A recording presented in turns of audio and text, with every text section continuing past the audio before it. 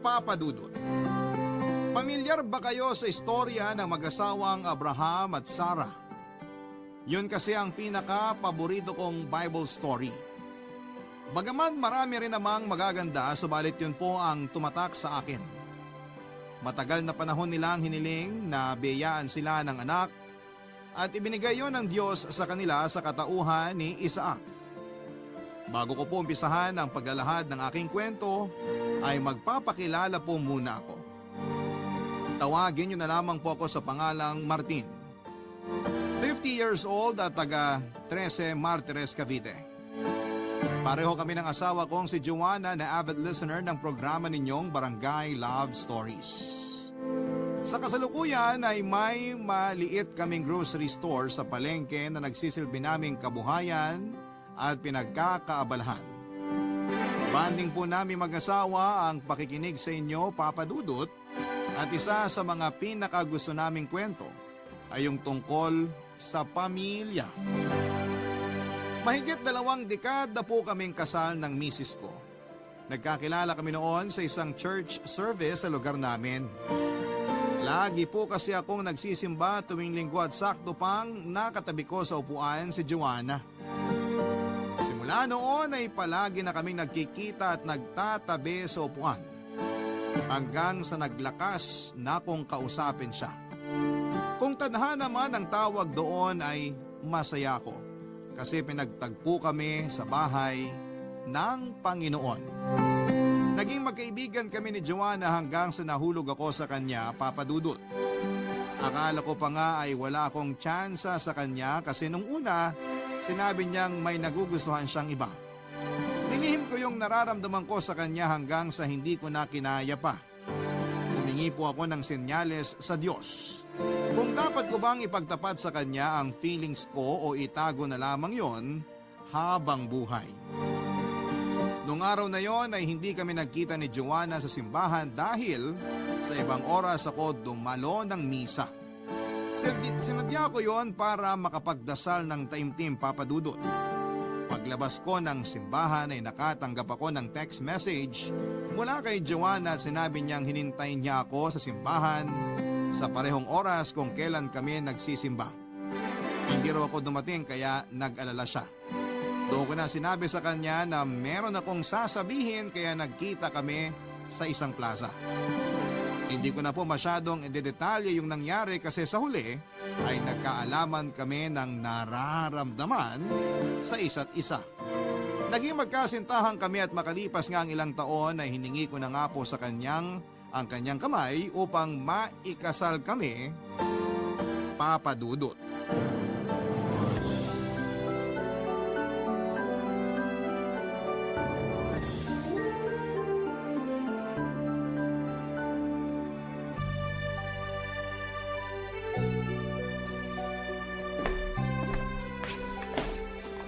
Oh, mahal.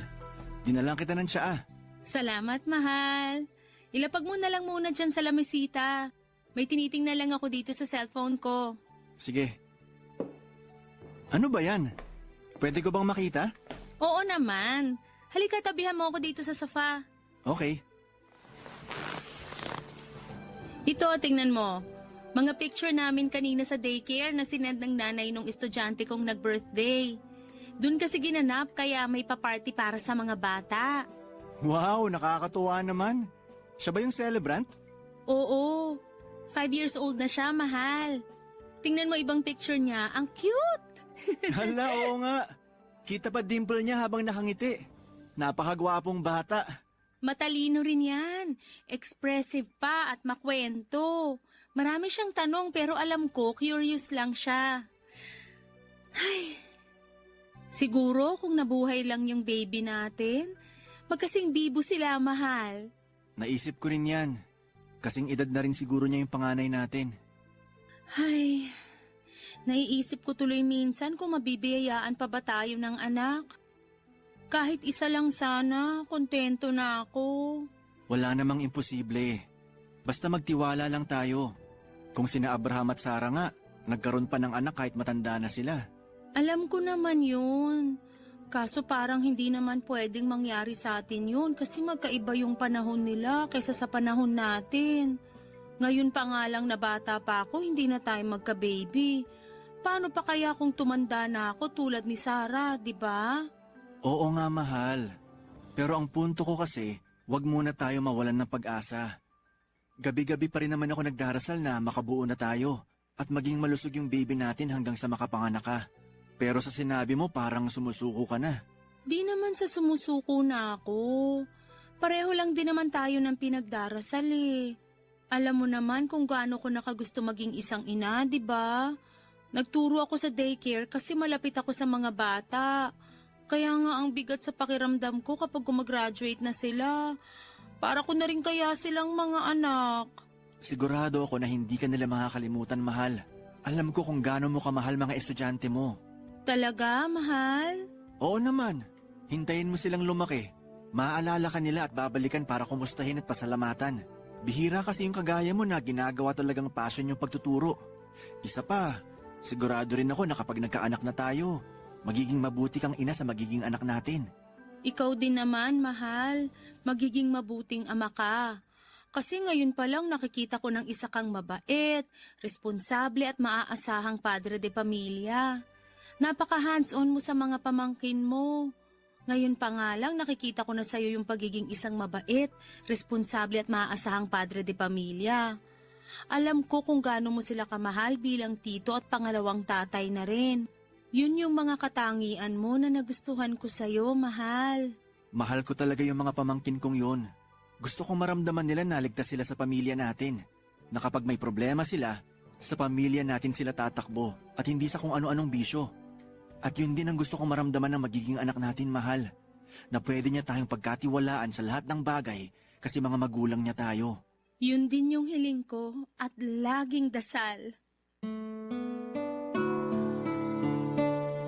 Papa Dudo, 3 taon na po kaming nagsasama ni Joanna bilang mag-asawa pero hindi pa rin kami noon binibiyayaan ng anak. Malaking dagok po yon sa aming mag-asawa lalo na't 2 beses nang nakunan si Joanna. Mahina kasi ang kapit sa matres niya kaya madalas ay nalalaglag. Masaya naman po kami ni Joanna pero alam namin na mas mabibigyang kulay ang tahanan namin kapag may supling kami. Hindi po kami mayaman, Papa Dudut. Private employee lamang ako at mababang posisyon pero may ipon naman kahit papaano. Saka hanggang 2 anak lang ang plano namin pero mukhang malabong mangyari yon dahil sa mga pinagdaanan naming mag-asawa sa pagkakaroon ng supling. Nung una ay hindi pa kami makausad sa pagkawala ng panganay namin pero hindi pa rin kami nawala ng pag-asa. Naniniwala kasi kaming mag-asawa na kapag may gusto ka na isang bagay, hindi ka dapat tumigil sa pagdarasal para doon. Kapag tumigil ka kasi sa pagdarasal, ibig sabihin ay hindi na yon mahalaga sa iyo. Yun po ang pinanghawakan namin ni Joanna, kaya pagkalipas ng ilang pang taon at isa pang miscarriage ay ibinigay na po sa amin ang kaisa-isa naming anak na pinangalanan naming Gabriel. Hanggang sa mabilis na lumipas ang 20 taon, ganap ng binata at college student na po ang anak namin, Papa Dudut.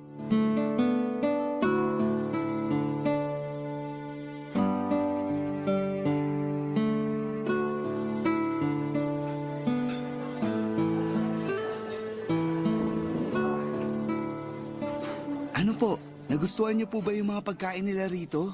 Okay din naman mga pagkain nila rito, nak. Itong kare-kare, masarap. Ang crispy nitong bagnet toppings. Itong ensaladang talong, gusto ko rin yung timpla.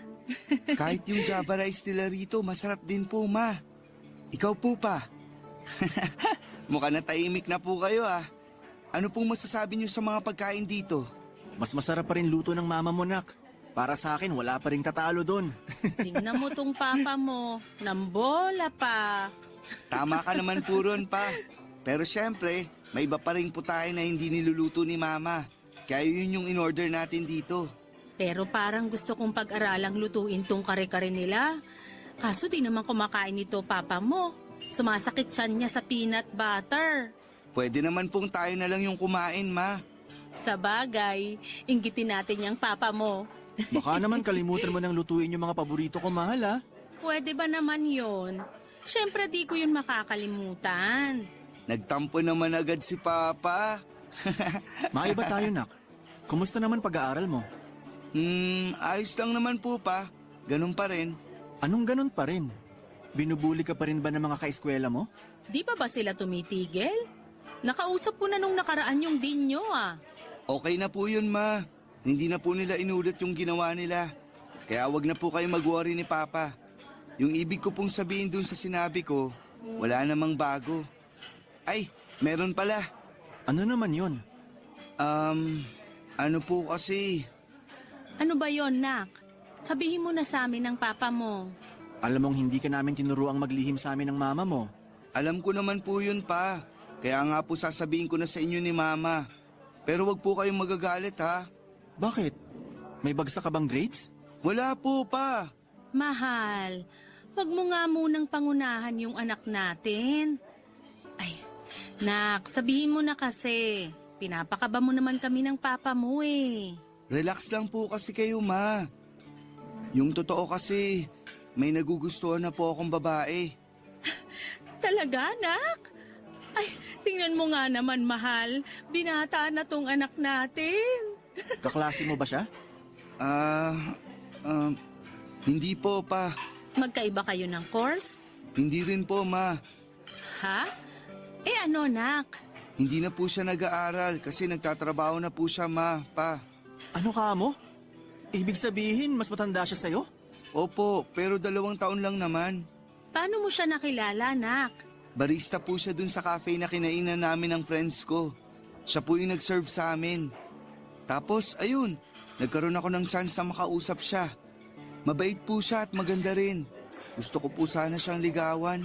Eh, wala naman siguro masama doon kung pareho kayo ng nararamdaman. Kaso, Nag-aaral ka pa, Gabriel. Di mo ba naisip na baka makasagabal yung pakikipagrelasyon mo sa pag-aaral mo? Hindi naman po, Pa. Kaya ko naman po pagsabayin. pero bakit hindi na siya nag-aaral? Graduate na ba siya kaya nagtatrabaho na siya? High school lang po tinapos niya, Ma. Kinailangan na niyang magtrabaho kasi binubuhay niya yung isa niyang anak sa pagkadalaga. Ano? May anak na siya? Opo, Pa. Nakita ko na nga po yung bata at close na agad kami. Hindi pwede. Mahal! Pa naman. Anong pa naman? Sabi ko hindi pwede. Hindi kami pumapayag ng mama mo na ligawan mo yung babaeng yon. Pero Pa, mabait naman siya. Ma, di ba sabi niyo wala namang masama kung liligawan ko siya? Wala nga, pero tama ang papa mo. Pag-aaral muna yung atupagin mo, hindi pagka-girlfriend. May tamang panahon para sa pakikipagrelasyon. May tamang oras nga po ba? O baka ayaw niyo lang talaga sa kanya kasi may anak na siya?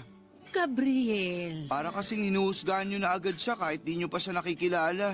Hindi na namin siya kailangan makilala. Sapat na yung narinig namin ng mama mo yung tungkol sa kanya. Hindi mo siya liligawan. Uunahin mo yung pag-aaral mo. Naiintindihan mo ba? Opo, Pa.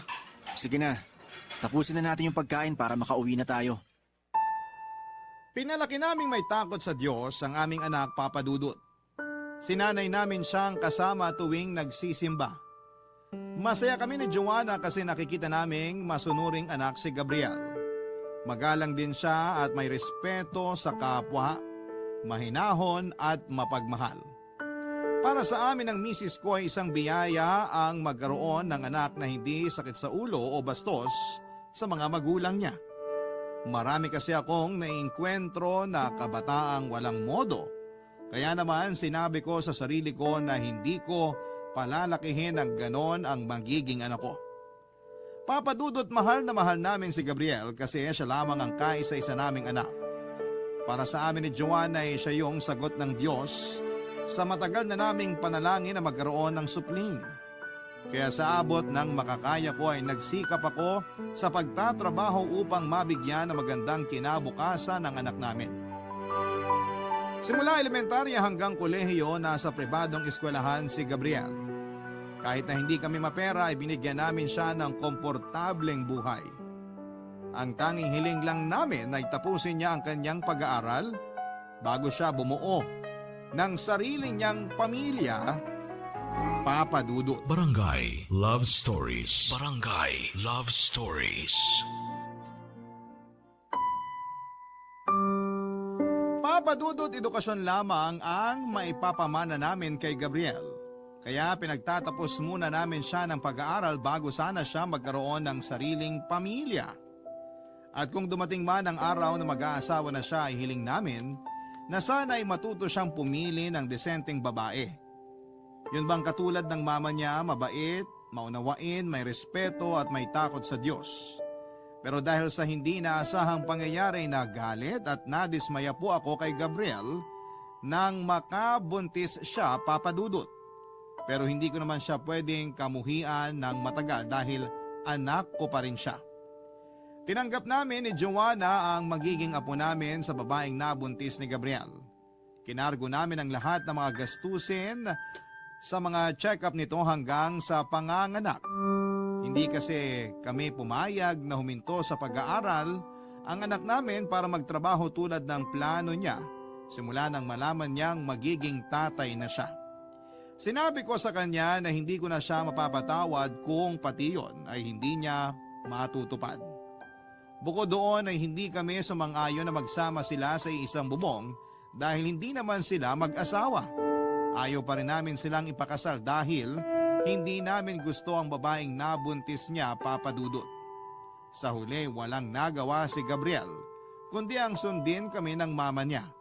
Pero isa na namang pagsubok ang dumating sa pamilya namin. Premature kasi ang anak ni Gabriel. Umabot pa sa puntong nag-50-50 ito sa ospital hanggang sa binawian po ito ng buhay. Yan po ang dahilan kung bakit nalubog kami sa utang, Papa Dudut. Naubos kasi ang perang inipon ko dahil sa gastusin simula nang malaman naming nakabuntis si Gabriel. Hindi rin kasi namin inaasahan na magkakaroon ng komplikasyon ang panganganak ng girlfriend niya na nauwi sa pagkawala ng apo namin. Dinamdam ng pamilya namin ang mga nangyari, lalong-lalo na ako. Pero hindi ko po yun pinakita at pinahalata sa kanila, Papa Dudut. Sinolo ko po ang pagluluksa at pamomroblema sa pagbabayad ng mga niloan ko para sa hospital bills, Papa Dudut.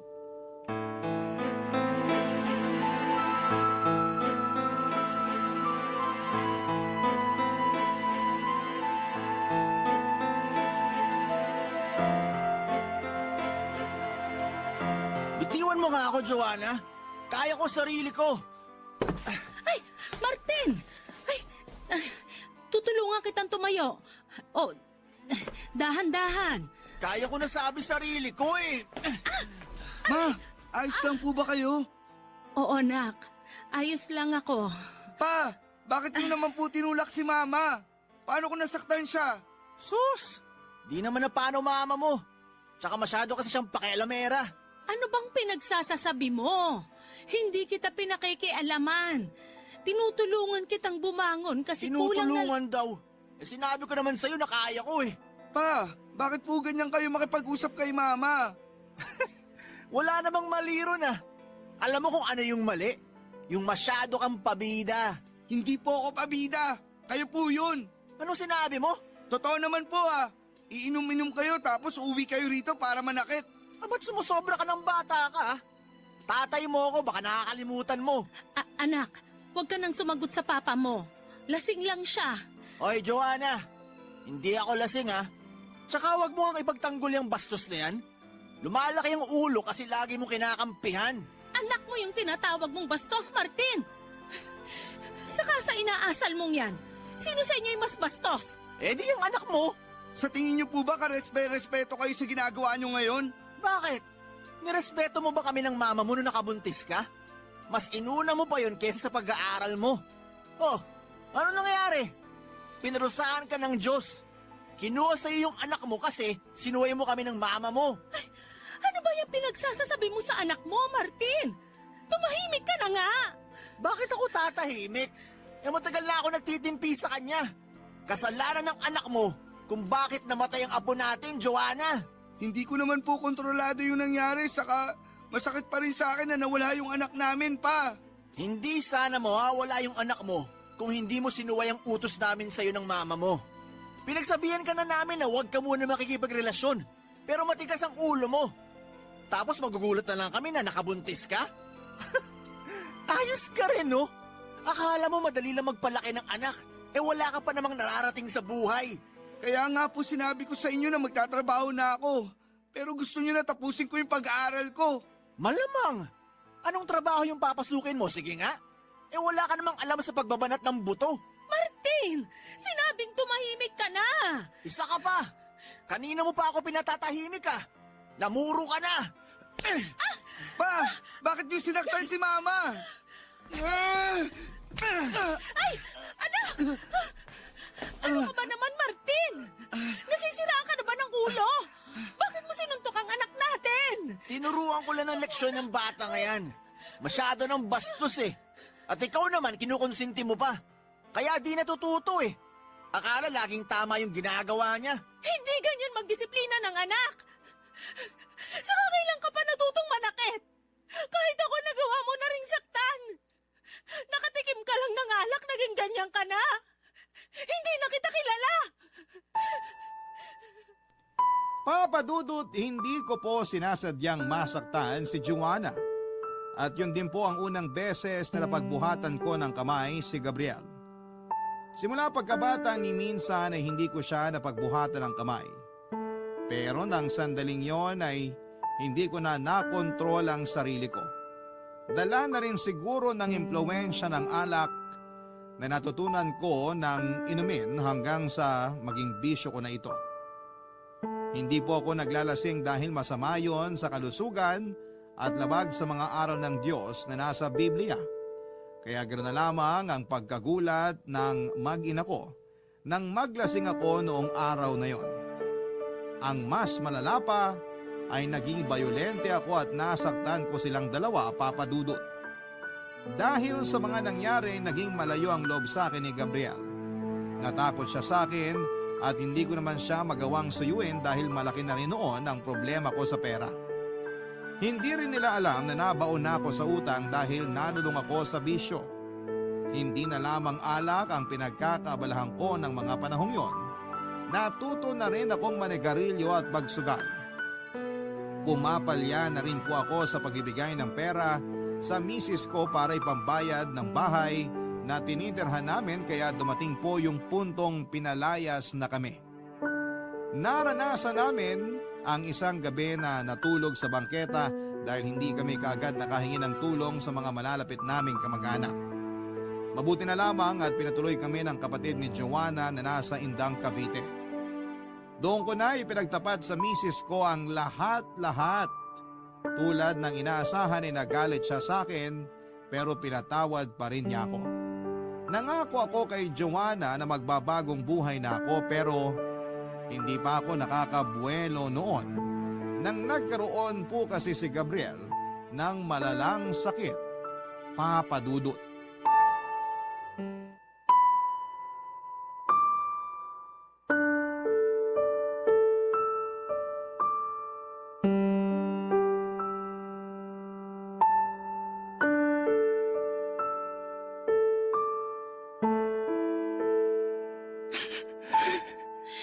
Mahal, kanina ka pa rito sa chapel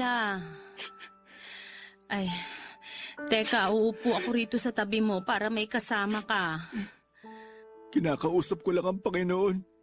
Ipinagdarasal ko na gumaling na si Gabriel at wag mo na kukunin sa atin. Hindi pa ako handa, mahal. Ay, naniniwala akong naririnig tayo ng Diyos. Hindi niya pababayaan yung anak natin. Sana nga. Sana nga. Anong ibig mong sabihin? Pinagdududahan mo na ba yung kakayahan ng Diyos ngayon? Hindi naman sa ganun pero di ko lang mapigilan eh. Pagkatapos ng lahat ng mga pagsubok na pinagdaanan ng pamilya natin, minsan napapatanong na ako kung may katapusan pa ba yung mga paghihirap natin.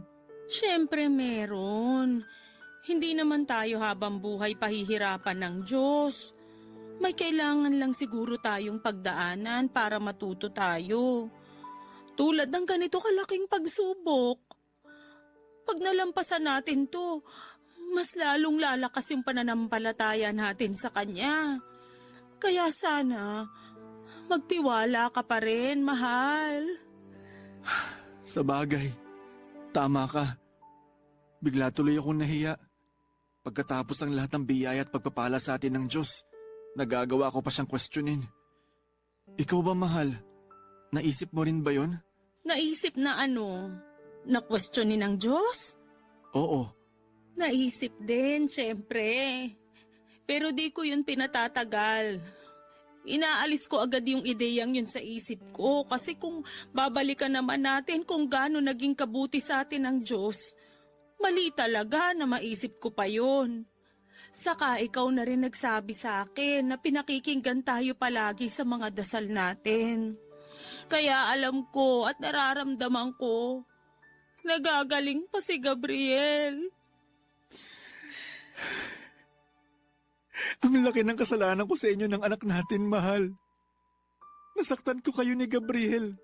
Naglihim ako sa inyo. Nalulungo ko sa mga bisyo. Pero sa kabila ng lahat, pinatawad mo pa rin ako. Mahal kita at nangako tayo sa harap ng altar. Alam kong hindi ka mapanakit na tao. Alam kong hindi mo yun sinasadya kaya hindi kita basta-basta hinusgahan. Ang tanging hiling ko lang, huwag mo na sanang suluhin yung nararamdaman mo, lalo na kapag nasasaktan ka. Sabihin mo rin sana sa akin, nandito kami ng anak mo, pamilya tayo, di ba? Tayo ang huwaran ni Gabriel na magtiwala sa pamilya kasi ligtas tayo sa isa't isa, lalo na kapag nagsasabi tayo ng mga saloobin natin. Salamat, mahal. Maraming salamat talaga. Sising-sisi ako na nagawa ko kayong pagbuhatan ng kamay ng anak natin. Pakiramdam ko kasi, hindi ako naging mabuting ama at asawa dahil sa nagawa kong yun. Kaya habang buhay ko yung ihihingi ng tawad. Naging mabuti kang ama at asawa, mahal. Lagi mong tandaan yan. Pinapatawad na kita. Namin ang anak mo kasi alam namin na hinding-hindi mo na uli yun gagawin. Naniniwala kami sa'yo, mahal. Babawi ako sa inyo ni Gabriel kapag gumaling na siya. Sisikapin kong mabayaran lahat ng utang ko at iiwasan ko na rin yung mga bisyo ko. Magbabagong buhay ako at gagawin ko ang makakaya ko para maging mabuting padre de pamilya. Siguradong matutuwa si Gabriel pag narinig niya yan mula sa'yo, mahal. Sana magising na yung anak natin kasi namimiss ko na siya. Miss na miss ko na rin yung batang yon. Sa ngayon, umasa tayo sa mabuti at magtiwalang magigising na siya. Dengue po ang naging sakit ni Gabriel, Papa Dudut. At hindi namin nakalain na magiging grabe yon. Kinailangan pa niyang salinan ng dugo habang nakakonfine sa ospital. Akala namin ay gagaling na siya pagkatapos noon pero nagkamali kami. Hindi po bumuti ang kalagayan ni Gabriel at nagtagal pa siya sa ospital ng ilang araw. Kung kani-kanino kami lumapit para humingi ng tulong, mapapribadong sektor man, o sa gobyerno para sa bills at mga gamot na kailangan ni Gabriel. Hindi rin kami napagod ni Joanna sa pagdarasal upang pagalingin ng Diyos si Gabriel. Pero sa huli nabigo kami, Papa Dudut. 5 araw pagkatapos makonfine ni Gabriel, ay na-cardiac arrest siya, Papa Dudut. Saksi po kami ng misis ko sa pag-revive sa anak namin noong tumigil ang pagtibok ng puso niya hanggang sa tuluyan na siyang binawian ng buhay. Kahit maingay sa paligid ng mga sandaling yon ay binalot pa rin ng nakakabinging katahimikan ng silid na kinakaroon na namin. Parang bigla na lamang noong huminto ang oras. Halos hindi na rin ako makagalaw sa kinakatayuan ko habang pinapanood si Joanna na umiiyak at yakap ang katawan ng anak namin na wala ng buhay. Hindi pa tuluyang rumihistro sa akin ang pangyayari, Papa Dudut. Hindi ko patanggap na kinuha na lamang ng ganon kabilis sa amin si Gabriel ng Panginoong Diyos, Papa Dudut. Barangay Love Stories. Barangay Love Stories.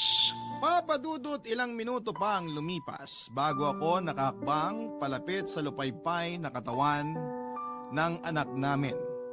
Una ko pong hinawakan ang malamig niyang mga paa.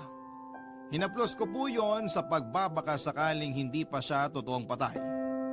Sunod kong pinisil noon ang binti niya, pati braso at kamay niya. Sinalat ko rin po ang pulso niya at doon ko nga nakumpirma na wala na kahit na katiting na senyales na buhay pa siya, Papa Dudut. Wala na po si Gabriel. Wala na po ang kaisa-isa naming anak ni Joanna. Iyak po kami ng iyak ng misis ko at kapwa naming hindi matanggap na binawi sa amin kaagad ang anak namin na matagal naming hiniling na dumating sa buhay namin. Dahil ba sa nagkasala kami sa Diyos, kaya niya kami noon pinarusahan ng ganon. Kasi kung oo, bakit naman sobrang bigat, Papa Dudut? Naging mabuti naman kaming tagapaglingkod pero hindi namin maintindihan kung bakit kinuha kaagad sa amin si Gabriel. Wala na kaming anak at napakasakit noon para sa amin. Hindi ko po matanggap na pagkatapos ng pagdarasal at pamamanata naming mag-asawa na pagkalooban kami ng supling ay mawawala rin po ito sa amin sa isang iglap. Durog na durog po ang puso namin, Papa Dudut. Dahil sa matinding lungkot ay halos gustuhin ko nang sundan sa kabilang buhay ang anak namin ng mga sandaling yon, Papa Dudut.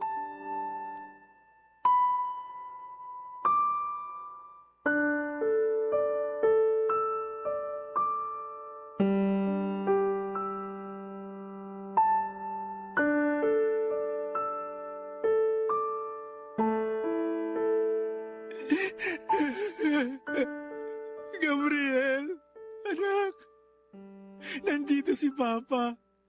Nandito rin si Mama, pati mga pinsan mo, mga tito mo, mga tita.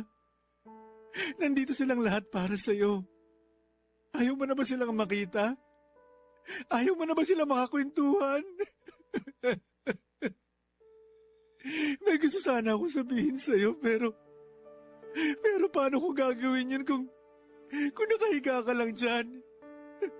Gising na, anak. Kasi miss ka na namin.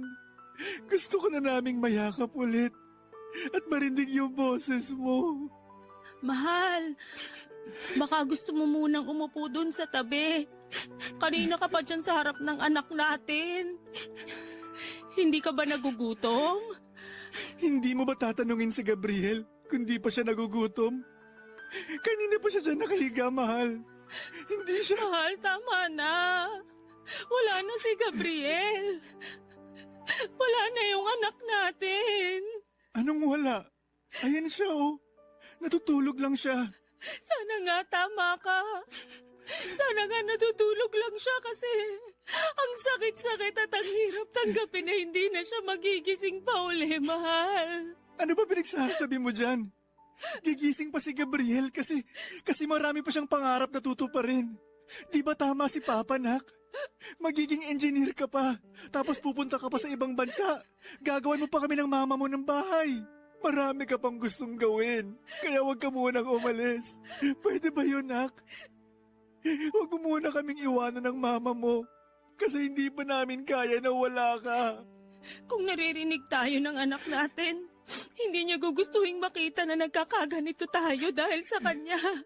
Pero mahirap kasing tanggapin na iniwan na niya tayo. Ilang araw na lang, hindi na talaga natin siya makikita. Tuluyan na siyang mawawala sa atin, mahal. Bakit kasi kailangan pa niyang mawala? Kailangan ba talaga natin ito pagdaanan ng paulit-ulit? Alam kong may rason kung bakit nangyayari to sa atin, mahal. Hindi ko na alam kung ano pa yung rason na sinasabi mo. Kasi isa na lang yung malinaw sa akin ngayon. Sobrang sakit. Masakit mamatayan ng anak na matagal nating hiniling na makasama tapos binawi siya agad sa atin. Napakabata pa ni Gabriel, mahal. Marami pa siyang pangarap na hindi natutupad. Marami pang magagandang bagay ang pwedeng mangyari sa kanya na hindi na magkakatotoo kasi wala na siya. Kung pwede lang sana ako na lang yung pumalit sa kanya dyan, bakit hindi, di ba? Kasi ako matanda na ako. Marami na ako pinagdaanan. Kahit papaano nagawa ko na yung mga gusto kong gawin sa buhay. Kinasal ako, naging tatay na ako. Sana pwedeng hilingin sa Diyos na sana ako na lang yung kunin niya kapalit ng anak natin. Walang alinlangan kung ibibigay yung buhay ko. Mabuhay lang ng matagal si Gabriel. Mahal, huwag mo namang sabihin yan. Tiwala naman ako na kaya kang alagaan ng anak natin. Sakaling ako yung mawala. Pero ang hirap lang talaga tanggapin na siya pa yung nawala. Hindi ko yun matatanggap, mahal. Hindi ko kaya.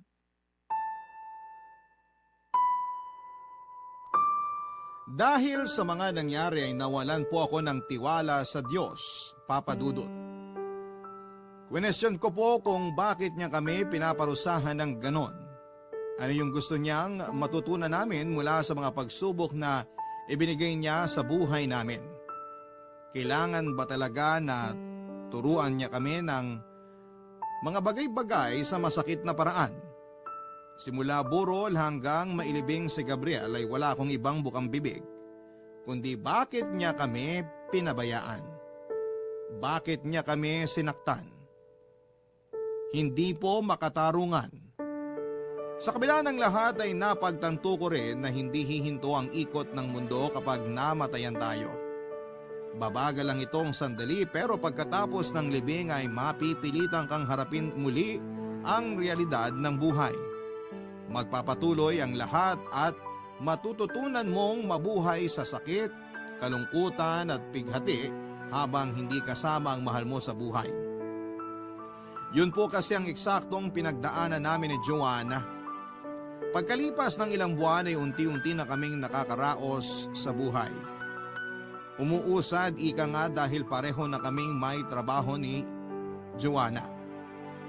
Nakabalik siya sa pagiging daycare teacher na iniwan niya noong nagkaanak kami. Nakapagrenta ng sarili naming bahay sa 13 Martires at nabayaran ko ng paunti-unti ang mga loan ko. Pero sa kabila ng lahat ng yon ay masasabi ko pa rin mabigat, nakakapagod at may kulang pa rin sa buhay namin. Alam kasi naming nagluluksa pa rin kami sa pagkawala ng anak naming si Gabriel, Papa Dudut.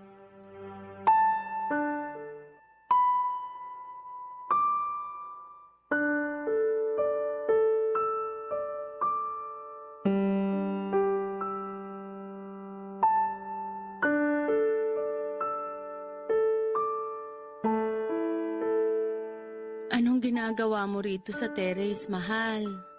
Hindi ka ba makatulog? Oo eh. Kaya nagpahangin muna ako. Tapos pinagmamasdan ko na rin yung mga bituin sa langit. Halika rito sa tabi ko. Upo ka.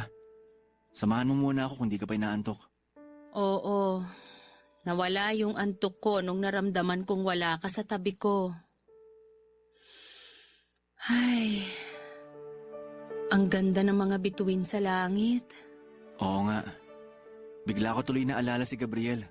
Kasi nung maliit pa yun, lagi niyang sinasabi sa atin na gusto niyang maging astronaut. Gusto niya raw kasi makarating sa buwan at makita yung mga planeta mula sa kalawakan. Natatandaan ko nga na paulit-ulit niyang sinasabi yon.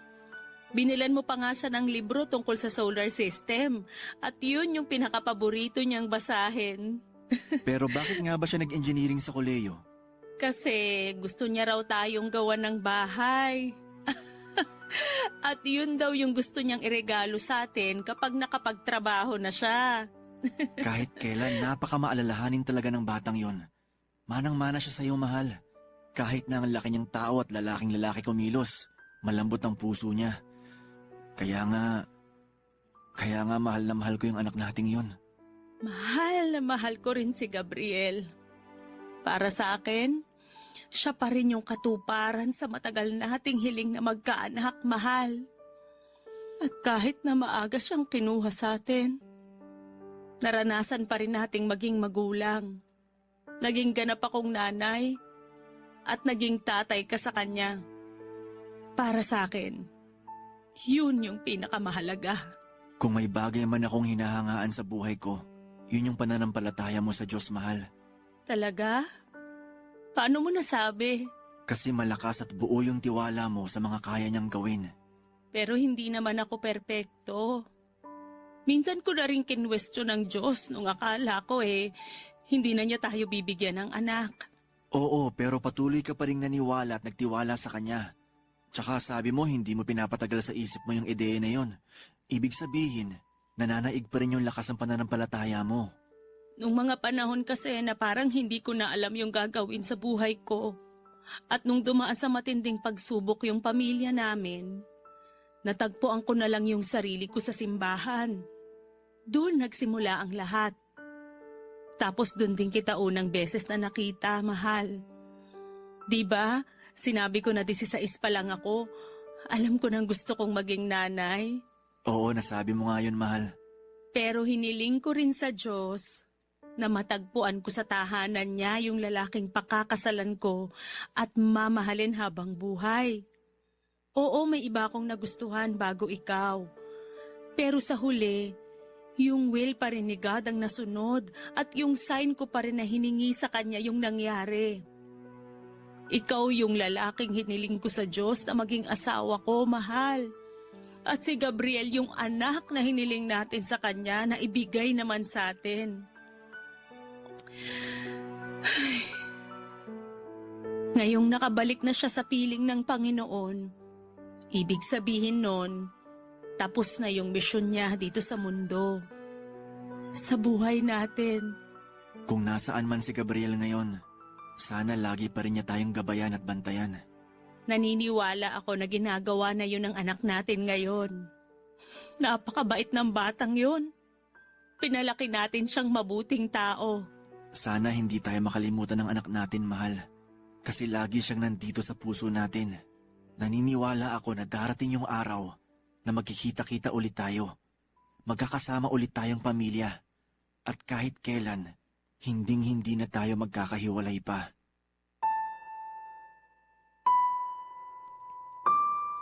Mahirap magtiwala at maniwala sa Panginoon kapag inuulan tayo ng sunod-sunod na mga pagsubok sa buhay.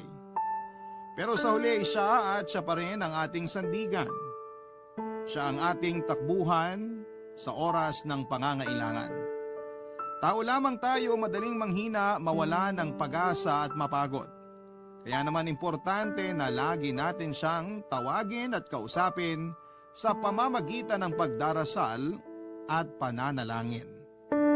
Yun po ang patuloy naming ginagawa ni Joanna hanggang sa ngayon, Papa Dudut. Masakit mawalan ng anak, pero alam namin na tinupad niya ang aming dasal. Naranasan naming maging magulang, kaya kahit saglit lang namin nakasama ang aming anak, ay walang pagsidla ng kaligayahang hatid noon sa puso namin ng misis ko.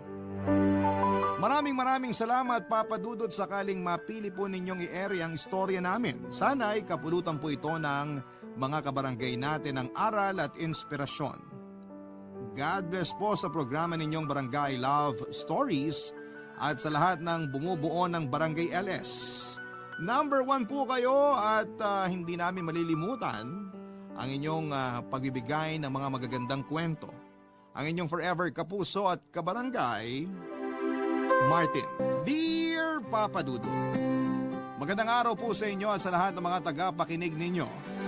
Gusto ko lamang pong unahan ang lahat at ipaalam sa inyo na sinadya ko pong palitan ang pangalan ng mga tao na mababanggit para po mapanatili ko ang privacy namin. At tulad po ng pakiusap ko na kasama ng sulat na ito ay umaasa at nagtitiwala po ako na itatago ninyo ang identity ko. Simulan ko pong muli ang kwento ko sa pagpapakilala sa sarili ko. Itago niyo na lamang po ako sa pangalan na Francis. 36 years old na sa kasalukuyan at tubong Caloocan.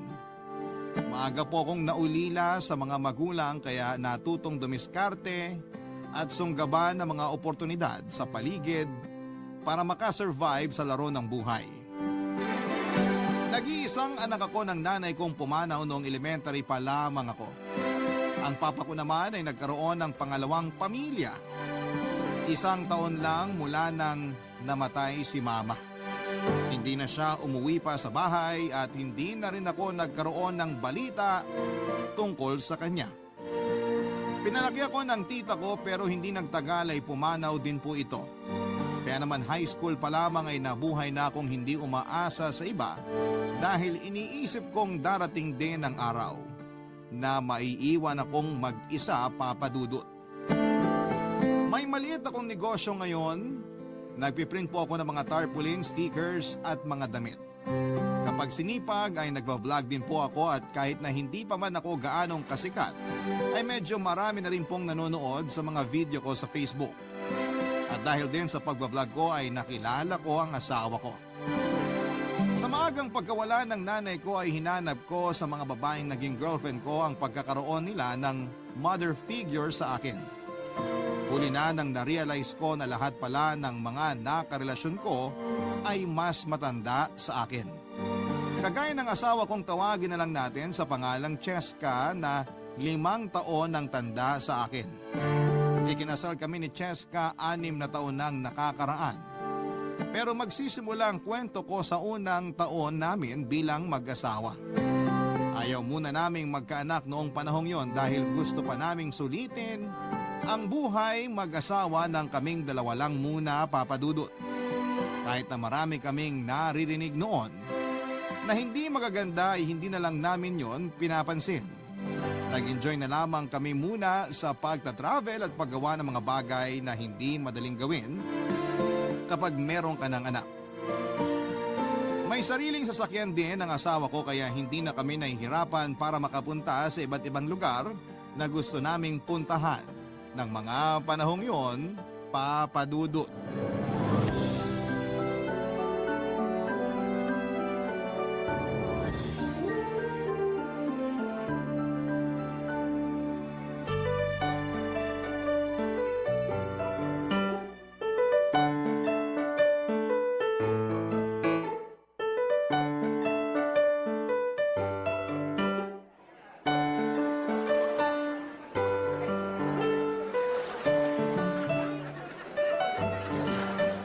Okay na ba yung camera, Han? Oo, Han. Pero gusto ko lang muna ipaalam sa'yo na ang ganda ng videographer mo, ha? O siya, 3, 2, 1, action! Hello guys! Welcome back sa vlog ko.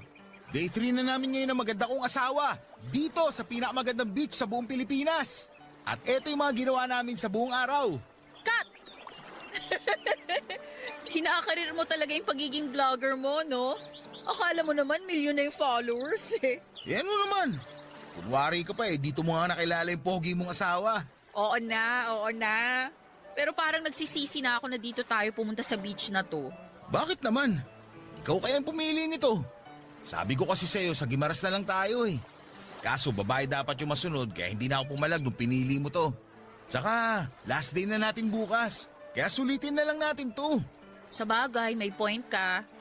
Pero nakakahilo kasi panoorin yung dami ng mga tao sa paligid. Nakakailang na nakakahilo.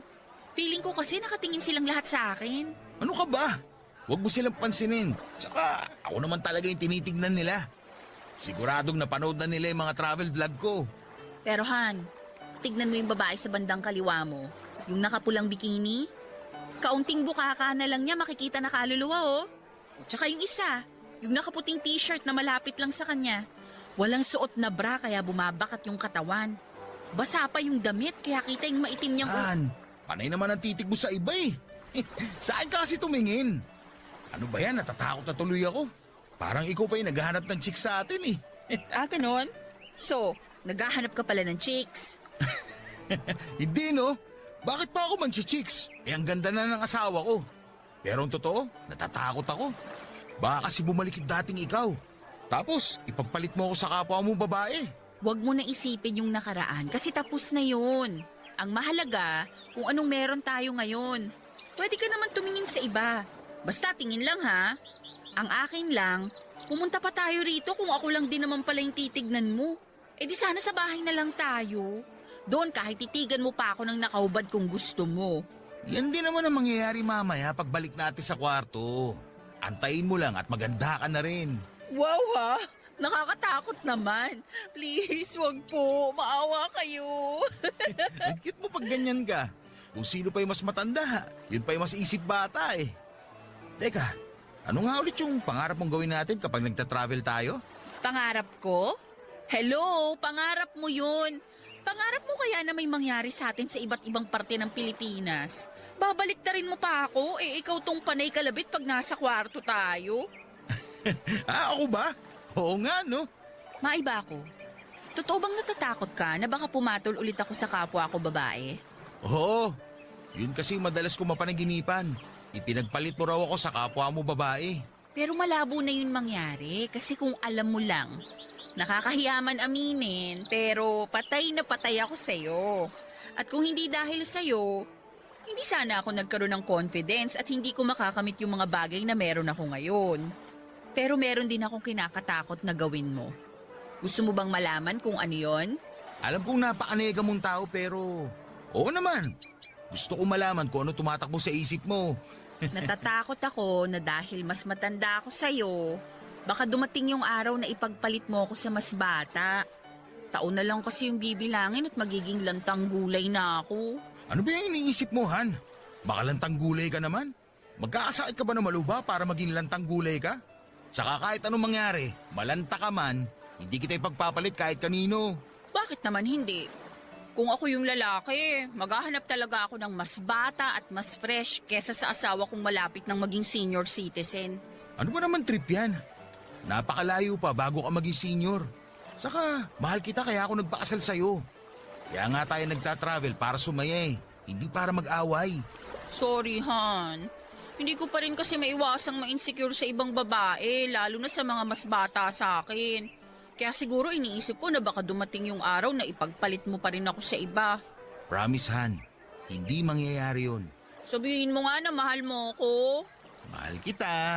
Mahal din kita. Papadudot madalas ganon si Cheska.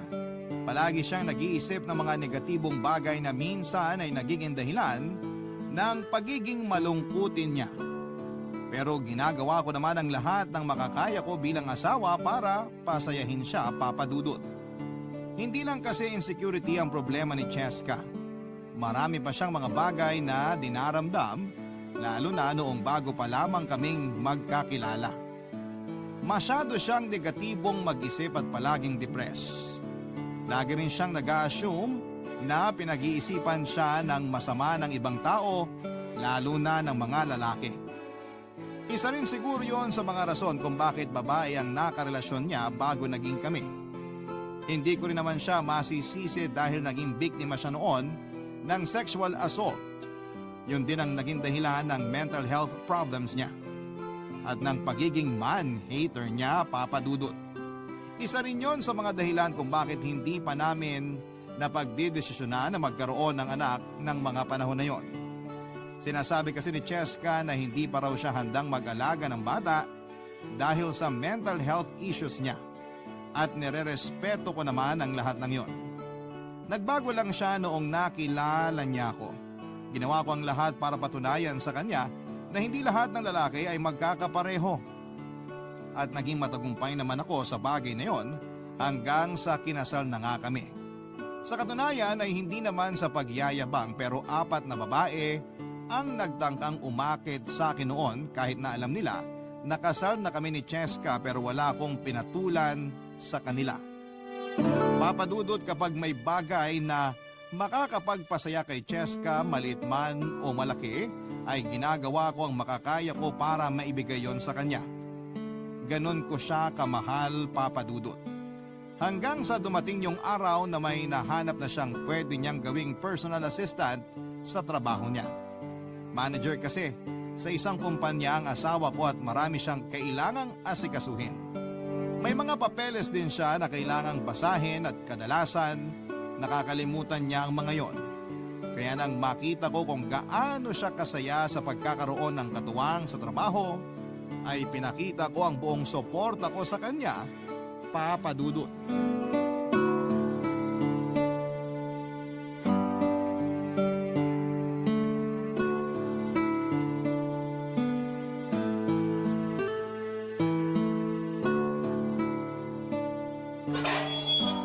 Pasensya na kung natagalan ako sa pagbubukas ng gate. May ginagawa lang kasi ako sa loob. May bisita ka pala. Sana sinabi mo para makapaganda ako ng masarap na merienda. Okay lang, Han. Si Shai pala, bago kong personal assistant. Shai, si Francis, asawa ko. Hello, Shai.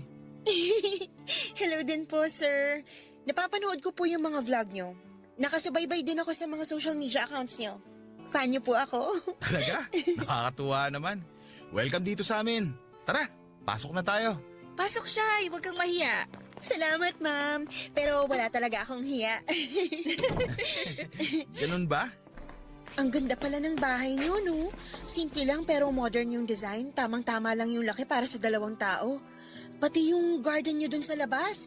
Parang sarap tambayan. Maliit lang tong bahay namin. Pero may guest room kami dito. Ikaw talaga, Han. Sa garden lang naman kami tatambay ni Shai. Hindi mo na kailangan banggitin yung tungkol sa guest room. Ma'am, saglit lang po. Sir, pwede po bang makiselfie sa'yo? Ipagmamayabang ko lang po sa mga kaibigan ko. Sige, okay lang. Saka, Francis na lang itawag mo sa akin. Huwag mo na ako tawaging sir. Tara, selfie na tayo. Thank you po, sir. Francis pala. Napaka-hyper nitong nakuha mong assistant ah. Bagay nga kayo pagsamahin. Alam mo yun, masayahin tapos malungkutin. Magiging balanse kayong dalawa. Hindi na kaya ako malungkutin simula nung makilala kita. Sus! Ah, Han, pwede ba kitang makausap sandali? Yung tayong dalawa lang sana. Sige, wait lang. Shai, mauna ka na muna sa garden. Antayin mo na lang ako doon. Maghahanda muna kami ng merienda. Sige po. Salamat ulit, Francis, ha? Nakakatuwa siya, di ba? Yan din yung rason kung bakit gusto ko siyang gawing personal assistant. Kasi unang kita ko pa lang sa kanya, magaan na agad ang loob ko. Saan mo ba siya nakilala? Kapatid siya ng ex ko. Naalala mo ba yung girlfriend ko bago naging tayo? Yung naaksidente? Oo, naalala ko siya. Yung sinabi mo hindi na nakakalabas ng bahay kasi naging bedridden yung nanay nila at siya yung nag-aalaga. Oo, siya yun. Ate yun ni Shai. Nung nakita kong nag-post siya sa Facebook na kailangan niya ng tulong, ayun, kinausap ko siya agad. Okay lang ba sa'yo na siya ang personal assistant ko? Sus! Nagtanong ka pa eh. Alam ko naman kapag nagdesisyon ka, hindi mo na babaguhin. Saka, mukhang masaya ka naman kasama siya eh. Kaya masaya rin ako para sa'yo. Pero sana, hindi umabot sa puntong pagseselosan ko na siya. Ha? Alam mo namang mas malakas ka pa man chicks kaysa sa akin eh. Hindi, no? Parang ikaw pa tong praning sa atin, ah. Kasal na kaya tayo. Nakatali na liig natin sa isa't isa. Kaya huwag ka nang matakot, okay? Hindi naman sa praning ako o walang tiwala sa'yo ha. Pero hindi naman ako matatakot kung baliwala ka lang sa akin eh. Ayoko mawala ka sa akin. Sus, ayan ka na naman. Pinapakilig mo ko eh. Sweet naman itong asawa ko. O siya, sige. Lubusin mo ng pagiging sweet mo. Kunan mo na kami ng merienda. Aba, abusado ah. Pasalamat ka, mahal kita. Anong gusto mo? Soft drink? Juice? Kape? Kape lang, Han. Mahilig din kasi sa kape si Shai. Yung timpla ko ha, alam mo na yun. Oh, kita mo? Sino hindi mapaparaning dito eh? Ilang araw pa nga lang kayo nagkakilala eh. Alam mo na ang hilig niya. Sige, hatid ko na lang mamaya. Alam ko din kulay ng panty niya. Parang tanga naman to eh. Biro lang. Kumalma ka nga. Masyado kang praning eh. Papa Dudut, hindi ko maiwasang maghinala na may lihim na relasyon ng dalawa na higit pa sa pagkakaibigan at pagiging magkatrabaho. Lalo pang lumakas ang hinala ko nang may malaman ako sa mga kaibigan kong katrabaho ni Cheska.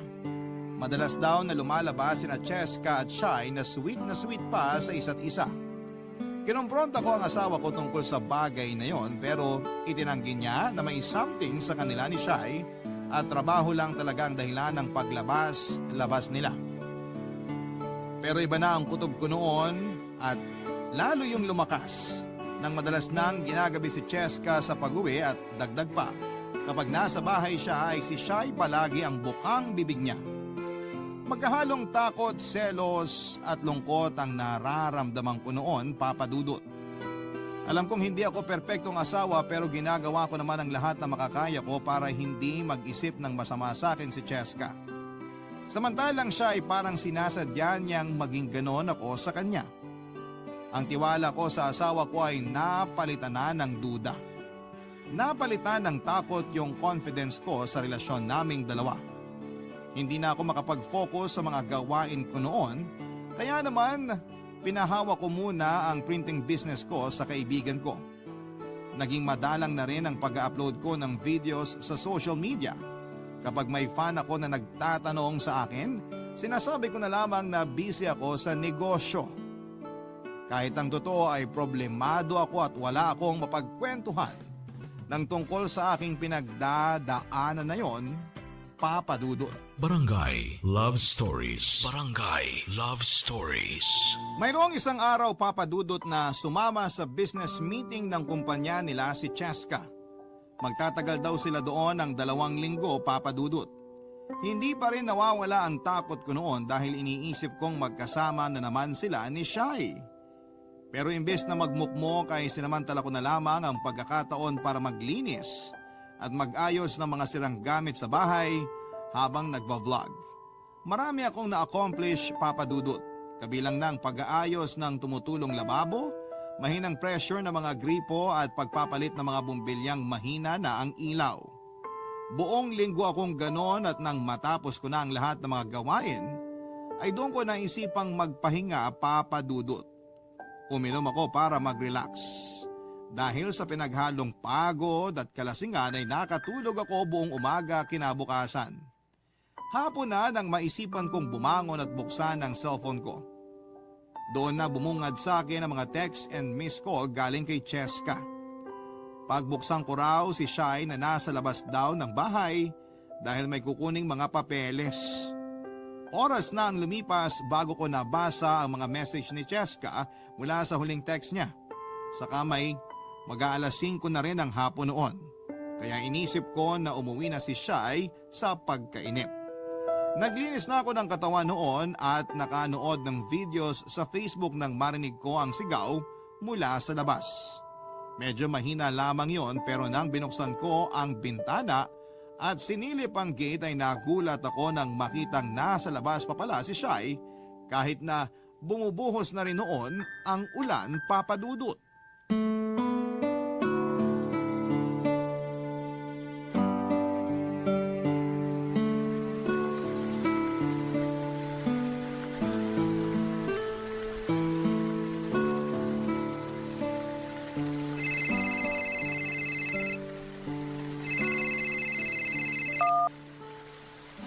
Hello po. Hello, Shai. O ano, nasa loob ka na ba ng bahay? Wala pa po pero nakita na ako ni sir. Narinig niya na po ako. Nakatulog po yata siya kaya ngayon lang niya narinig yung pagtawag ko. Ganun ba? Pasensya na kung natagalan ka sa paghihintay, ha? Naku ma'am, okay lang po. Eto na po siya. Bubuksan na po niya yung gate. Sige, Shai. Basta yung bilin ko sa'yo, ha? Opo ma'am. Update ko na lang po kayo mamaya. Okay, salamat. Bye. Bye po. Shai, kanina ko pa pala naghihintay. Umuulan pa naman. Pasensya ka na ha. Wala po yun. Kakabasa ko lang ng mga text ni Cheska. Halika, pasok ka. Salamat. Kuhaan na kita ng tuwalya at saka damit. Pasensya ka na talaga kung natagalan bago ko ta pinagbuksan ha. Okay lang po, salamat po. Kahit tuwalya na lang po, sir. Francis pala. Upo ka muna dyan. Siramik naman yung upuan sa kaliwa mo. Pwedeng upuan kahit basa ka. Kunin ko lang doon sa loob yung tuwalya saglit ha. Salamat. Nakatulog kasi ako. Eto, kagigising ko lang. Pagod ka ata. Nakita ko yung huling vlog mo na naglilinis ka. Sipag mo pala, no? Hindi naman masyado. Wala kasi si Cheska kaya naisipan ko magsipag kahit medyo kunwari lang. Mukhang nakasubaybay ka talaga sa akin ha. Nga pala, akala ko kasama ko dun sa sinasabi ni Cheska na business meeting ba yun na 2 linggo? Kasama nga po dapat ako doon, kaso marami pa kaming natitirang kailangan tapusin sa office kaya... nagpaiwan na lang ako. Para konti na lang yung trabaho ni ma'am pagka-uwi niya. Masipag ka rin pala eh. Oo, sir. Malaki kasi utang ng loob ko kay Ma'am Cheska. Tinulungan niya kasi yung pamilya namin nung namatay si ate at na-ospital naman si mama. Parang hindi ko alam yun ah. Kaya gagawin ko po lahat para hindi siya madismaya sa akin. Anyway, ito na pala yung tuwalya saka extra damit ni Cheska. Ayun yung CR sa tabi ng kwarto. Kung gusto mo na mas private, pasok ka sa kwarto namin. May CR doon. Salamat po, pero hindi ko naman kailangan ng privacy. Kahit nga dito na ako magbihis eh. Ha? Joke lang. Hindi ko alam na mapagbiro ka pala. Sige, magbihis ka na. Nakikita ko na kasi yung kaluluwa mo sa basa mong damit eh. Ano po? Wala, biro lang yon. Ay, joker ka rin pala. Pwede bang magpasama sa kwarto ni Ma'am Cheska? Doon daw kasi nakalagay yung papeles na pinapahanap niya sa akin eh. Doon na lang din ako magbibihes. Okay. Liga, sumunod ka sa akin. Matanong ko lang, may boyfriend ka na ba? Wala po. Simula nung naging bedridden si Mama, nawalan na rin ako ng oras para sa mga ganyan. Hanggang sa namatay na lang siya. Parang naisip ko na lang din na hindi para sa akin yung boyfriend na yan. Ganun ba? Sorry sa nangyari sa mama mo. Ito nga pala yung kwarto namin. Pasok ka na lang sa loob. Ayun yung CR. Dito lang ako sa labas ng kwarto. Tawagin mo lang ako kung may kailangan ka pa. Ay, hindi mo ako sasamahan sa loob? Ha? Bakit naman kita sasamahan? Kaya mo na yan. Ibig ko kasing sabihin, baka may mawalang gamit dito sa loob ng kwarto nyo. Ayoko namang mapagbintangan kaya mas mabuting kasama kita sa loob. Akala ko naman kung ano na. Sige, samahan na kita.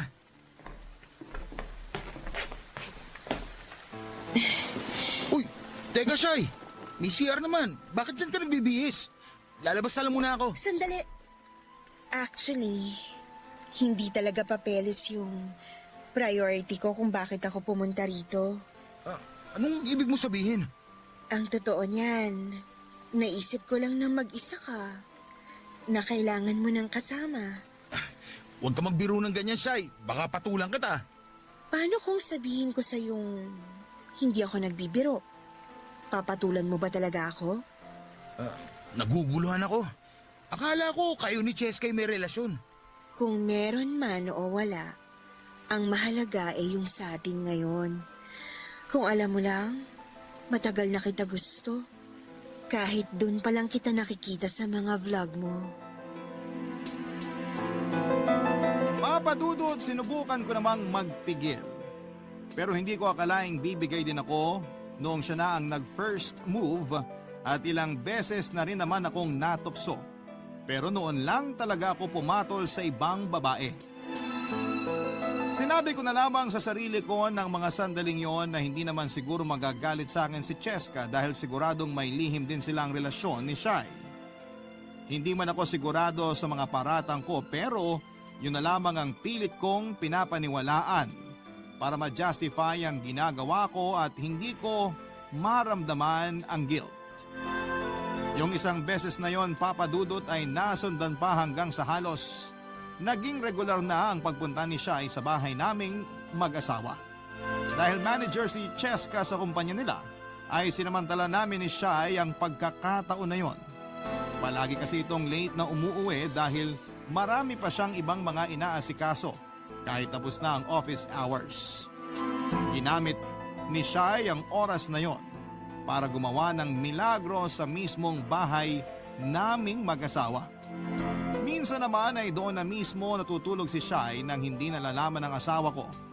Meron kasi kaming maliit na guest room at doon na natutulog si Shai. Humihirit pa kami noon kapag tulog na si Cheska. Halos hindi kami makapagpigil ni Shai sa isa't isa.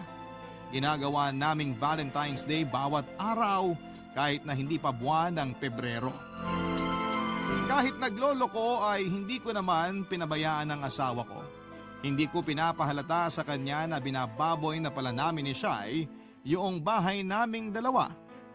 Tinatakpan ko ang mga kasalanan ko sa pamamagitan ng pagbibigay ng mga gusto niya at paglalambing sa kanya tuwing quality time naming mag-asawa. Ginagawa ko yon para hindi niya mahalata ang mga kalokohan ko.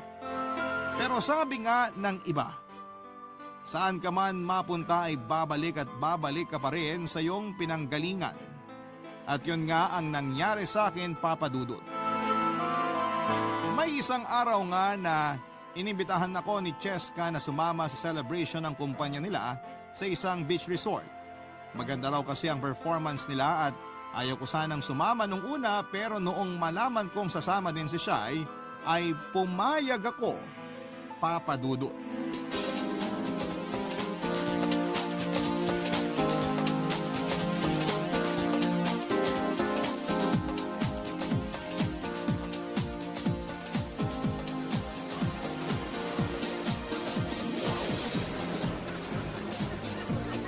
Ma'am, mag-CR lang ako ah.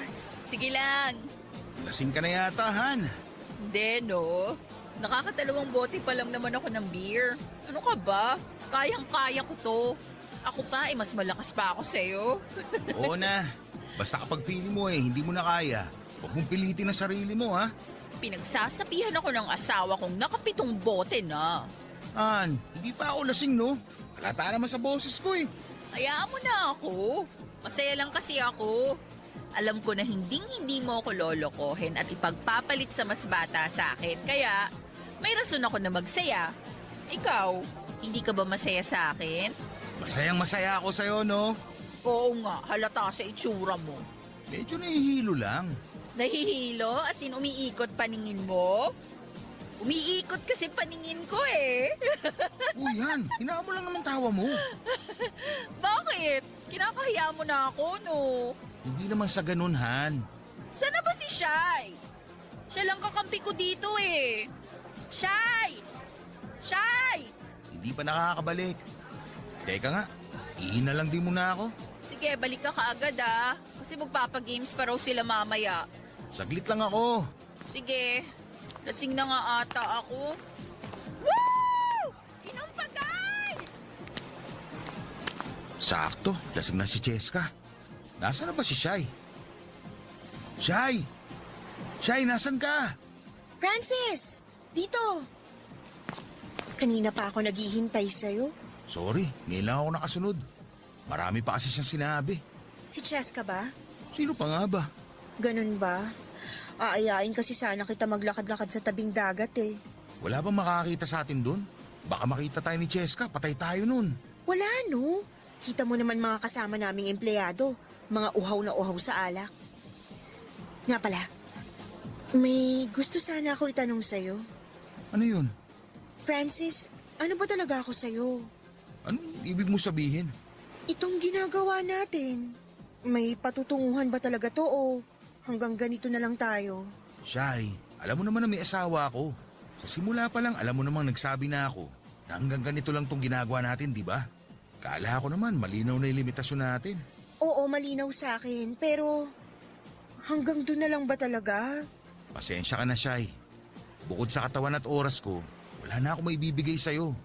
Natukso lang ako, tumikim at nasarapan. Pero mahal kong asawa ko. Yun nga nagbigay sa akin ng pag-asa eh. Kung totoo yung sinabi mo na ako lang ang pinatulan mo sa lahat ng babaeng sumubok sa'yo, di ba ibig sabihin nun? Special ako? Hindi ko masasagot yan, Shai. Kagaya na hindi mo pagsagot sa tanong ko kung may relasyon kayo ni Cheska. Nirespeto ko yun. Kaya sana respetuhin mo rin ako. At kung maghangad ka pa ng higit pa sa kung ano meron tayo ngayon, pasensya ka na. Pero hindi ko yun maibibigay sa'yo.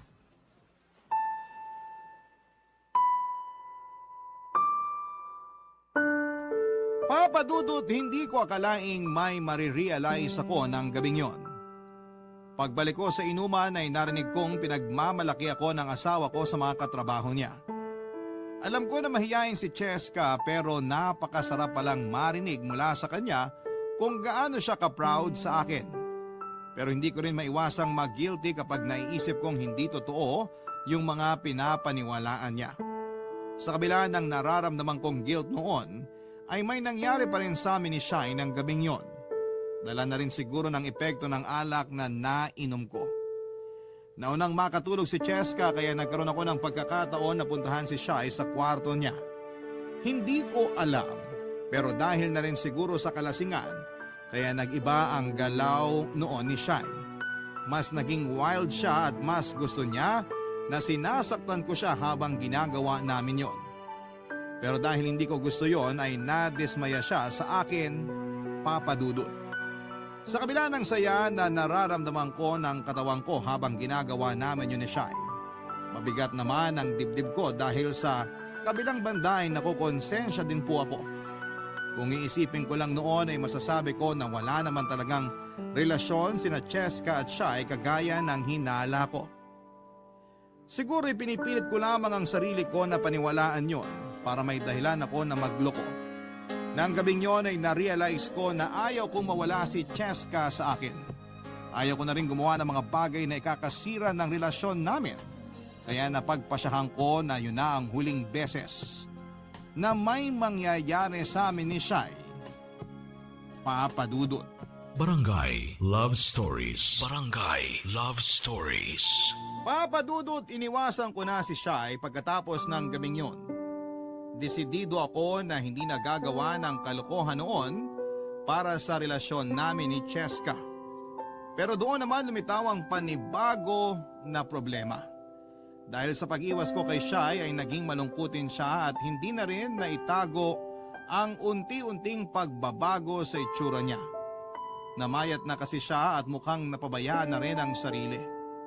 Doon ko na unti-unting natanggap sa sarili ko na ako pala talaga ang may kasalanan sa mga nangyari at hindi si Shai o si Cheska.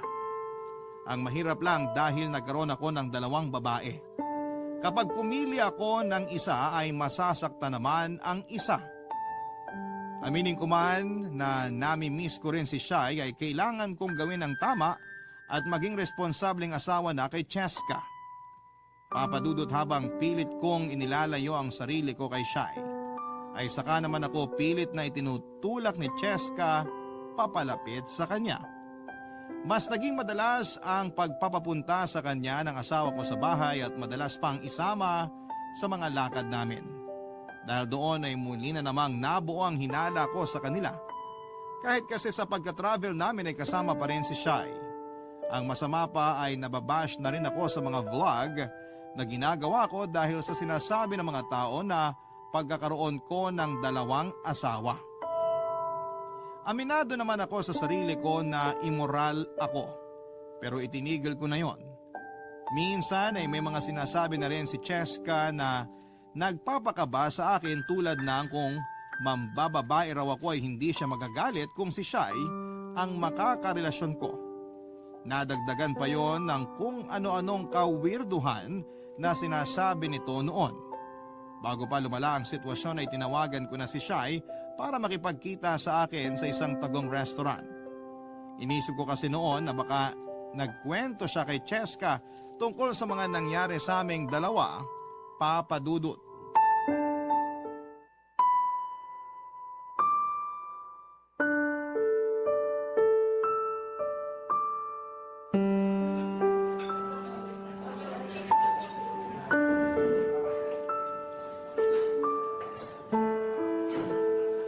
Kumusta?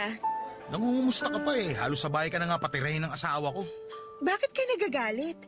Nung ginawa mo akong kabit, halos dun mo na rin ako patarihin sa guest room nyo. Kalimutan na natin yun. Kasalanan ko. Pero ginagawa ko naman lahat para bumawi sa kasalanan ko. Pero ikaw, hindi ko alam kung anong trip mo. Anong pinagsasasabi mo? Akala mo hindi ko alam? Teka lang, ano bang ibig mo sabihin? Balak mo yata na sirain kami mag-asawa eh. Pagkatapos mo ko landiin, si Cheska naman ngayon. Yan. Diyan ka magaling. Kapag may iniisip ka kasing bagay, kala mo yun ang totoo. Wala ka namang alam. Wala nga akong alam. At hindi ko talaga malalaman kung hindi mo sasabihin. Kaya sa huling pagkakataon, tatanungin kita. May relasyon ba kayo ng asawa ko? Wala. Wala kaming relasyon ni Ma'am Cheska. Walang nangyayari sa amin at mas lalong hindi ako tibo. Kaya kung sino man nagsabi sa'yo ng mga bagay na yan, please lang, huwag mong paniwalaan. Sigurado ka? At bakit ko naman lolokohin sarili ko?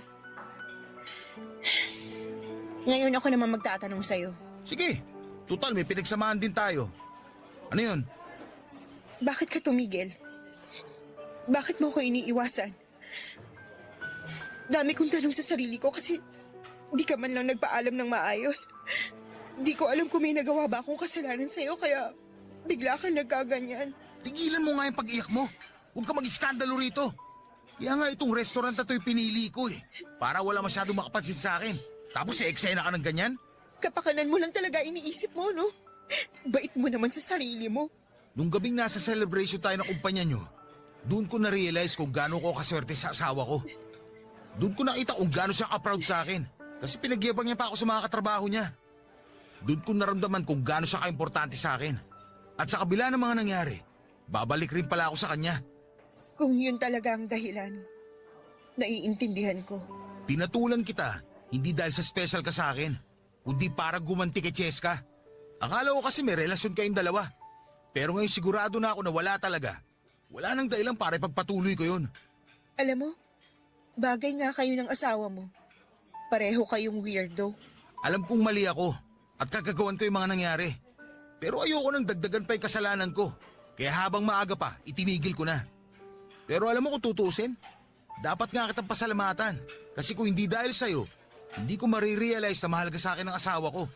Hindi ko pala kaya na mawala siya sa akin. Ganyan din naman gustong mangyari ni Ma'am Cheska kaya inutusan niya akong akitin ka. Ano? Anong pinagsasabi mo? Wala yun. Ano ka ba? Kalimutan mo na lang yung mga sinabi ko. Anong kalimutan na eh? Sinabi mo na nga. Kaya pala sa simula pa lang eh. May nararamdaman na ako kakaiba sa inyo. Sabihin mo sa akin lahat. Huwag ka magsinungaling! Huminahon ka nga. Akala ko ba ayaw mo gumawa ng eksena dito? Walang kasalanan si Ma'am Cheska. Inutusan niya akong akitin ka pero sinabi ko sa kanya na hindi ka pumayag. Hindi niya alam yung mga nangyari sa atin. Kagustuhan ko yun at hindi yun dahil inutusan niya lang ako. Sa tingin mo maniniwala pa ako sa'yo? Ginamit niyo pa ako sa kalokohan niyo! Francis, sorry. Papadudot nagalit ako ng sobra sa mga nalaman kong yon. Akala ko noon ay ako na ang pinakamasamang lalaki sa buong mundo dahil sa nagawa ko pero biktima lang din pala ko. Sinetap ako ng sarili kong asawa. At kung ano man ang rason niya ay hindi ko na inalampa. Sinubukan pa noon ni Shai na magpaliwanag pero hindi ko na yon pinakinggan. Pagkarating ko sa bahay ay nag-impake agad ako ng mga damit at umalis. Binako si Cheska sa mga social media account ko at nakituloy muna sa kaibigan ko na nakatira, hindi kalayuan sa bahay namin. Siya yung kaibigan ko na pinagkakatiwalaan ko noon sa printing shop business ko. Papadudot hindi pala maganda sa pakiramdam yung niloko. Sobrang bigat pala sa dibdib. Nagtataka man pero nirespeto na lamang ng kaibigan ko ang pagsarili ko sa problema ko at hindi pagkukwento. Binata pa ang kaibigan kong yon kaya walang naging problema ang pagtuloy ko sa kanya. Dahil doon ay nagkaroon pa ako ng mas maraming oras para makapag-isip-isip. Pero kahit pigain ko ang utak ko ay wala akong maisip na dahilan para gawin sa akin yon ni Cheska. May pagkakataon nga noon na gusto ko na lamang siyang tanungin ng harapan. Sa totoo lang din kasi ay nami-miss ko na rin siya ng panahong yon. Pero mas nangibabaw ang pride ko. Naisip ko na ako yung biktima kaya bakit nga ba naman ako ang unang gagawa ng hakbang para muli kaming magkausap. Isang linggo rin akong nanatili sa bahay ng kaibigan ko hanggang sa dumating yung araw na si Cheska na mismo ang sumubok na makipag-usap sa akin. Nalaman niya siguro na doon ako pansamantalang nakatira dahil nakita niya sa mga vlog ko. Sinunduan niya ako at pinauwi sa bahay namin para pag-usapan ang problema, papadudot.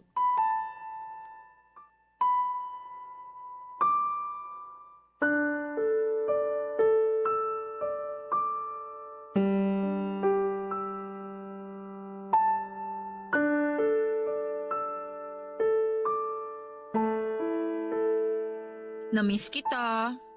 Sorry sa mga nangyari. Han pa rin ba ang itatawag ko sa'yo? O Francis na lang? Depende sa resulta ng pag-uusapan natin ngayon. Pasensya na talaga sa nangyari.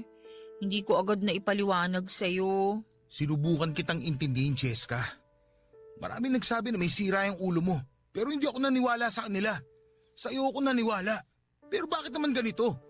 Sorry talaga. Bakit mo ba kasi ginawa yun? Ano pumasok din sa kokote mo, ha? Alam mo, sa totoo lang, ayoko maniwala sa sinasabi ni Shai. Pero ramdam ko eh, para may kakaiba. At walang matinong babae na mag-uutos na akitin yung asawa niya. Wala, Cheska! Francis, hindi ako baliw. Eh, anong tawag doon sa ginagawa mo? Di ba kabaliwan yun? Hayop na pag-iisip yan. Hindi naman... Tapos ano? Kapag kumagat ako sa tukso, palalabasin mo na ako yung masama. Kung ginawa mo lang yun para maging malaya ka na, sana nagpaalam ka na lang. Hindi pinagmukha mo pa akong tanga. Hindi yun ganun. Pasensya ka na. Kasalanan ko kasi pinaglaruan kita. Talagang kasalanan mo. Baka naman kagagawan mo rin yung katrabaho mo na nangakit sa akin noon. Pati siguro yung mga fan ko sa... Oo, pero... Ano? Ayop na yan. Eh di namin mo rin. Ipinagmalaki mo pa na hindi ako pumatol. Pero paana mo rin naman pala yun. Lakas mo makagago, Cheska. Francis, magkaiba yung nangyari noon at ngayon. Ako naman ang pakinggan mo, please. Papahinga kita tapos ano? Mamanipulahin mo rin ako kagaya ng ginawa mo sa iba? Kung alam ko lang sana na ganito yung kainatan na relasyon natin. Nagsisisi ka bang pinakasalan mo ko? Hindi ko alam. Hindi ko na alam sa totoo lang. Alam mo naman na insecure ako, di ba? Mahilig mag-self-pity, negatibo mag-isip, depressed at kung ano-ano pa. Akala ko ba tanggap mo ko? Oo, tinanggap ko kung ano ka dati. Pero alam mo rin na ginawa ko lahat para matulungan ka. Para bumuti ka. Sorry, Han. Sorry. Ginawa ko lang naman yun para i-test yung loyalty mo. Pero tuwing nagkukwento sila kung paano mo sila hinindian, mas lalo akong nahuhulog sa'yo. At sa tingin mo nakakatuwa yon? Pero si Shai, iba siya. Inutusan ko siyang akitin ka kasi akala ko kakagat ka. At nung sinabi niya sa akin na hindi ka pumayag, magkahalong lungkot at saya yung naramdaman ko. Masaya ako na humindi ka, pero nalungkot din ako sa parehong rason. Ha? Anong ibig mo sabihin? Francis, gusto kong maging bahagi ng buhay natin si Shai. Gusto ko siyang kasama. Gusto ko siya. Pero hindi pwede kasi kasal ako sa'yo at pareho pa kaming babae. Ano bang klase pag-iisip meron ka? Anong pantasya yan? Yes ka naman. Para sabihin ko sa'yo, nagsinungaling si Shai. May nangyari sa amin. O ano? Natahimik ka? Pumatol ako sa kanya. Pumatol ako kasi akala ko may relasyon kayo. Pinatulan ko siya para maagati sa'yo. Pero alam mo kung ano yung mas malala? Hindi lang isang beses may nangyari sa amin. Marami. At dito pa mismo sa loob ng bahay natin. Alam ko, Han. Alam ko lahat pero nagbulag-bulagan ako. Nalaman ko kasi na mas mabuti na rin na magkamabutihan kayo para kapag nawala ako sa mundo, alam kong may mag-aalaga at magmamahal sa'yo. Pero mali yun. Mali yung ginawa namin kaya itinigil ko na. Nangako ko sa altar na tayong dalawa lang. Saka anong pinagsasabi mong mawala sa mundo? Masyado ka talagang negatibo mag-isip. 5 taon lang agot ang edad natin. Sabay tayong tatanda. Kaya pwede ba tumigil ka na sa aga ganyan mo? Hindi mo kasi naiintindihan eh. Hindi talaga. Kasi alam mo kung ano yung pagkakaintindi ko? Na gusto mong matupad yung pantasya mo na maging tatlo tayo sa relasyon to. Ano yun? Tatsulok? Francis! May sakit ako sa puso. Papadudot kumalma ako nang marinig ko yon mula kay Cheska. Sinabi niya sa akin na may mild heart enlargement daw siya o hindi normal ang laki ng puso niya. Ang sabi ng doktor sa amin noong sinamahan ko siyang magpa-check up. Nalaman ko na hindi lang yon dahil sa lifestyle niya na laging nagpupuyat kundi pati na rin sa mga kinakain niya. Pwede pa raw yung lumala kung hindi niya aalagaan ang sarili niya.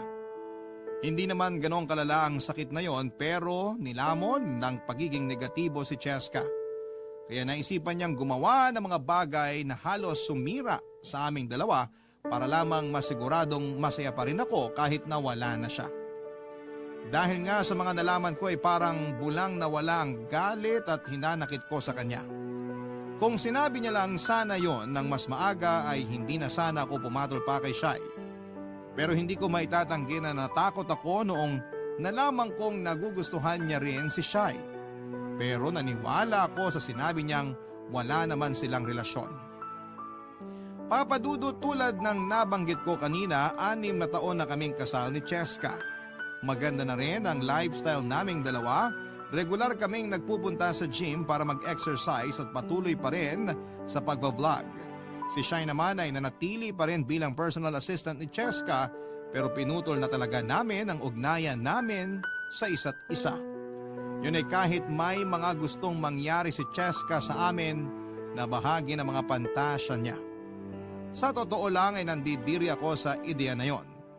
Ayokong maging hugis at sulok ang puso namin at desidido akong bumawi sa lahat ng mga pagkakamali ko sa asawa ko. Hanggang dito na lamang po, Papa Dudut, ang kwento na ibabahagi ko. Sana po ay may natutunan kayo at sana'y alagaan nyo ang mga mahal ninyo sa buhay. Iparamdam nyo sa kanila na lagi lang kayong nandyan para sa kanila. Maraming salamat po sa pagbabahagi ng kwento ng buhay ko. Ang inyong forever kapuso at kabarangay, Francis.